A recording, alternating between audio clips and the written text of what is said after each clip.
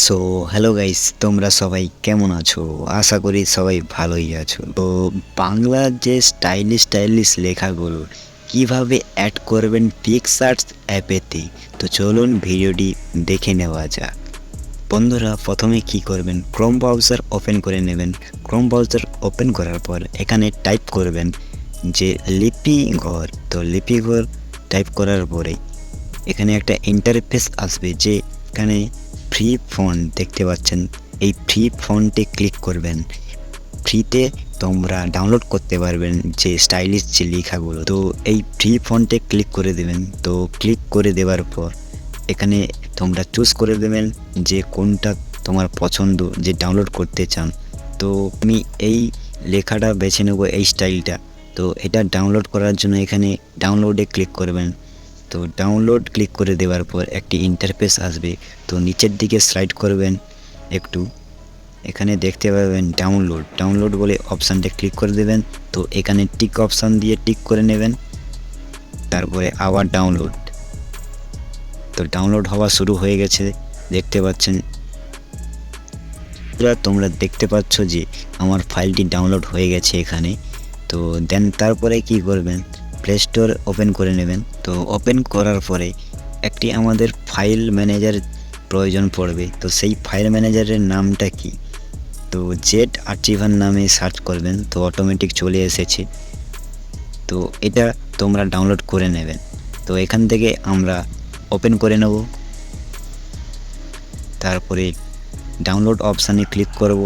যে ফোল্ডারটা আমার ডাউনলোড হয়ে গেছে সেই ফোল্ডারটা আমি বেছে নেব। তো বন্ধুরা, ফাইলটি এখানে পেয়ে গেছি। তো জিপ ফাইলটা আমরা ক্লিক করে নেব।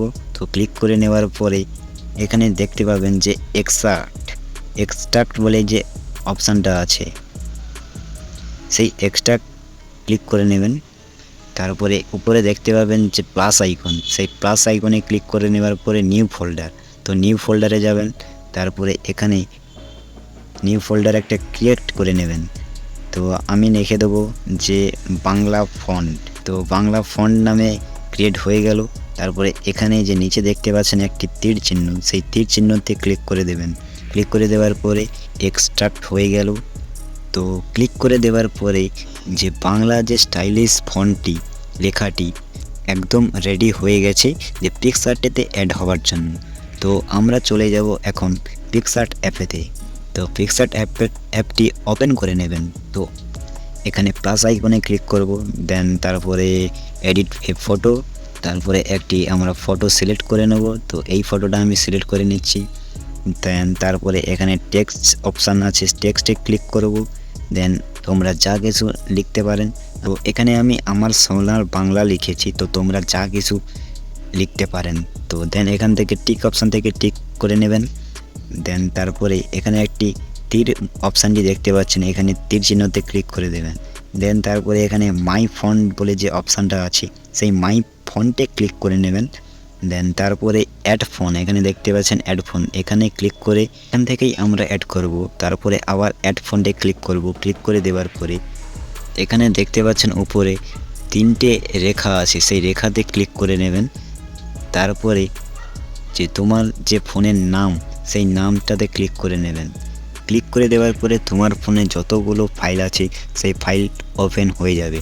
তো তারপরে এখান থেকে উপরে সার্চ অপশান দেখতে পাচ্ছেন, এখানে সার্চে ক্লিক করে নেবেন। তারপরে যে আমরা যে নতুন করে একটি ফোল্ডার তৈরি করেছিলাম যে বাংলা ফন্ট নামে, সেটা সার্চ করে নেব। আমি সার্চ করে নিয়েছি, এখানে আমি ক্লিক করে নেব বাংলা ফন্টে। তারপরে এখানে দেখতে পাবেন যে ইউনিকোড, এখানেতে ক্লিক করবেন। ইউনিকোড নামে একটি ফোল্ডার এসেছে, এটাতেই ক্লিক করবেন। দেন তারপরে এই দুটোই সিলেক্ট করে নেবেন। এখানে যে আমরা দুটো যে সিলেক্ট করেছিলাম সেই দুটো এসে গেছে, আমার পিক্সার্ট অ্যাপেতে অ্যাড হয়ে গেছে। তো এটা ক্লিক করে নেব, দুটোর মধ্যে যে কোনো একটি আমি ক্লিক করে নেব। দেন তারপরে দেখতে পাচ্ছেন যে স্টাইলে পরিণত হয়ে গেছে। এটাকে কালার করতে পারবেন। তো আমি এখানে আকাশি কালারটা রাখছি। বন্ধুরা, দেখতে পাচ্ছ যে আমরা খুব সহজেই পিক্সার্ট অ্যাপ দিয়ে Bangla font, stylish font add করে নিলাম। তো চলুন বন্ধুরা, আজকের ভিডিও এই পর্যন্তই ছিল। পরের ভিডিওতে দেখা হবে আবার। Good bye.